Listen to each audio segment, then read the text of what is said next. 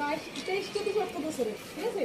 23-24 বছর আপনারা প্রশিক্ষণ পেয়েছেন। বর্ষা যেহেতু ছিল না, আবহাওয়া খারাপ থাকে, আমরা আপনাদেরকে এখন এই যে মৌসুমটা জুনের শেষ এবং জুলাইয়ের প্রথম আমাদের গাছ লাগানোর কিন্তু উপযুক্ত সময়, এটা আমরা সবাই জানি।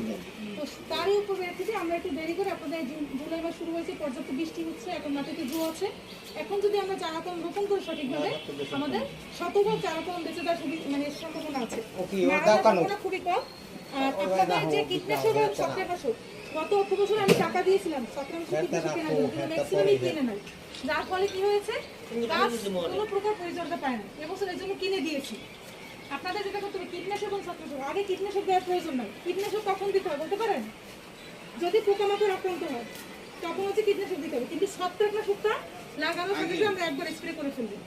এই ছত্রাকনাশকটা খুবই, এটা এখানে কপার আছে, এখানে দুইটা উপকরণ আছে এটার মধ্যে, খেয়াল করে দেখবেন যে ম্যানকোজেব আছে, কপার আছে।